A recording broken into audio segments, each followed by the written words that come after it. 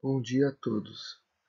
O tema desta videoaula é a doença arterial coronariana e sua principal complicação ou consequência, que é o infarto agudo do miocárdio. Na primeira videoaula sobre o coração, sobre sintomas, vimos apresentações de angina do peito ou angina pectoris. Aqui vamos revisar estas apresentações para reforçar este conhecimento que é bastante importante. A angina estável é uma dor retroesternal e ou precordial que melhora com a retirada do fator desencadeante. Costuma ser este fator o esforço ou estresse e tem curta duração, no máximo 10 minutos, podendo durar em média de 3 a 5 minutos. Ela pode irradiar desde o epigastro até a mandíbula, sendo a irradiação mais comum para o membro superior esquerdo. Com as mesmas características da angina estável que acabamos de comentar, temos então o sintoma angina instável. A angina instável, ao contrário da estável, tem uma difícil melhora, mesmo com a retirada do fator desencadeante. Se o paciente já tem conhecimento da sua patologia, muitas vezes ele lança mão de vasodilatadores coronarianos sublinguais para melhorar os sintomas. Portanto, a angina instável, sendo de difícil melhora, tem uma maior duração, podendo chegar a 20 até 30 minutos. Quando o paciente começa a ter repercussão clínica, então uma palidez, um suor frio, um comprometimento do estado geral visível, é um indicativo de que já há necrose miocárdica se estabelecendo ou estabelecida, caracterizando o infarto agudo do miocárdio. Vamos voltar a falar sobre o infarto na sequência. Se o paciente tem angina estável e está sob acompanhamento no consultório ou ambulatório, um teste interessante para avaliarmos melhor se é uma dor relacionada à doença coronariana ou não é o teste ergométrico. Lembre, o paciente tem que estar clinicamente estável. No teste ergométrico, ao esforço, o médico executante vai observar se muda o padrão eletrocardiográfico, aparecendo sinais eletrocardiográficos que indiquem isquemia miocárdica, ou seja, um menor fluxo devido à coronária obstruída, causando hipoxemia no miocárdio e, em consequência, a dor. Quando o paciente que fez o teste ergométrico, neste caso o laudo mostra uma suspeita importante de doença arterial coronariana, um próximo passo pode ser o ecocardiograma com estresse farmacológico. Outra razão para fazê-lo pode ser a limitação física para que o paciente caminhe na esteira. É um exame com boa sensibilidade e especificidade, maior que do teste ergométrico. Nele é injetada uma droga intravenosa que aumenta o trabalho do coração. Daí o termo estresse farmacológico. O médico acompanha com o ecocardiograma como se comporta, então, o miocárdio frente a esta condição. A cintilografia de perfusão miocárdica consiste em outro exame de bastante utilidade para a investigação da doença arterial coronariana. Consiste na infusão endovenosa de radionuclídeos que vão ser captados pelo tecido miocárdico.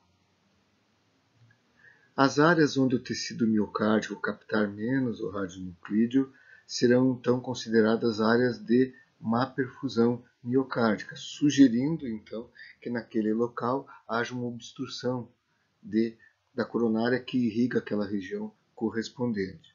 Aqui à direita, então, vocês veem uma imagem em repouso e, ao lado, pós-estresse, percebem uma redução da área de captação do radionuclídeo. Caso a suspeita da investigação anterior seja de alta probabilidade de lesão coronária significativa, O exame que vem a seguir, padrão ouro, é a cineangiocoronariografia. É infundido contraste endovenoso que vai então desenhar as artérias coronárias, como vocês veem aqui na foto do slide. O número 1, por exemplo, representa o tronco da coronária esquerda, o 2 o ramo descendente anterior e assim por diante. É um exame que deve ser bem indicado porque implica em exame mais invasivo, um percentual de risco maior que os anteriores. Outro exame bastante interessante para a investigação da circulação coronária é a angiotomografia.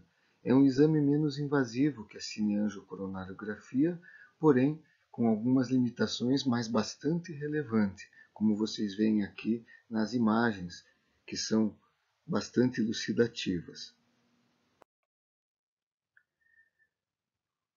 Muito bem, então relembrando, se eu tenho angina estável, o paciente apresenta obstruções de coronárias, mas essas obstruções não são tão significativas a ponto de gerar uma sintomatologia mais importante e de maior duração. Merece investigação para que se previna um evento de infarto ou de angina instável futuro. Na sequência, a angina instável é uma situação já de alto risco para evolução para o infarto agudo do miocárdio. Então, na angina instável, eu ainda não tenho a necrose miocárdica estabelecida, mas a sua caracterização adequada e sua investigação adequada, que logicamente não vai ser com exames de esforço, é muito importante para que eu venha a evitar o infarto, possa tratar esse indivíduo antes que ele chegue nesta condição, através de algum procedimento, como, por exemplo, a angioplastia, a colocação de um stent, e até a programação de uma cirurgia de revascularização miocárdica conforme a gravidade do caso. Então,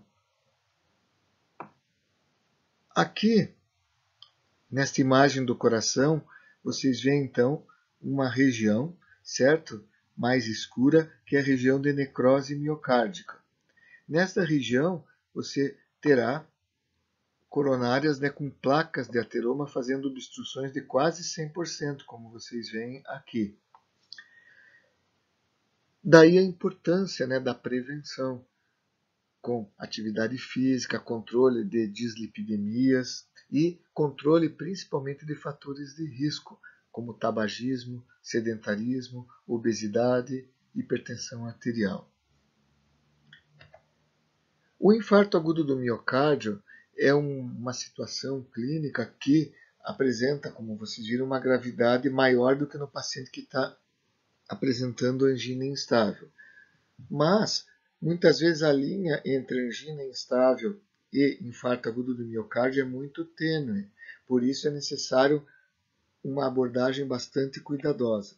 Do ponto de vista sintomático, no infarto você tem uma dor típica retroesternal precordial, com irradiação variável, como já falamos nos slides anteriores.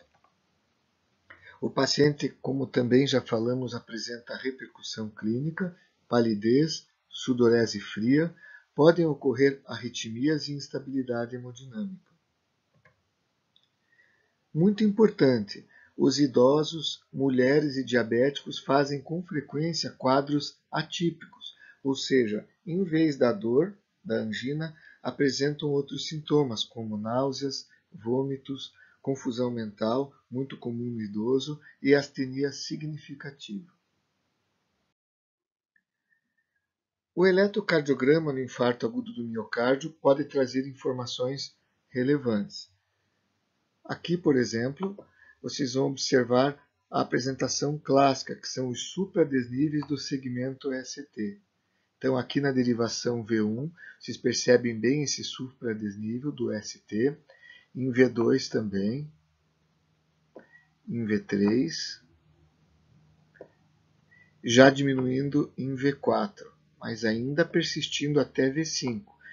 Essas derivações são derivações correspondentes à parede anteroseptal do coração. Geralmente, quando há supradesnível com infarto agudo do miocárdio nessa região, a gente terá comprometimento, obstrução da artéria descendente anterior, que é um ramo bastante importante. Você pode também, no IAM, apresentar no eletrocardiograma infradesnível do segmento ST, como vocês veem aqui em D2, em D3, certo? Na angina instável, é muito difícil você ter um supradesnível dessa magnitude, mas infradesníveis ou supradesníveis mais discretos podem aparecer ainda antes de ocorrer necrose miocárdica. Como vimos nos slides anteriores, se o paciente apresentar um quadro clínico característico e ou um eletrocardiograma com achados sugestivos de isquemia miocárdica ou infarto agudo do miocárdio, devemos solicitar no exame de laboratório os marcadores de necrose miocárdica. Os marcadores solicitados atualmente são a CKMB e a troponina I ou T.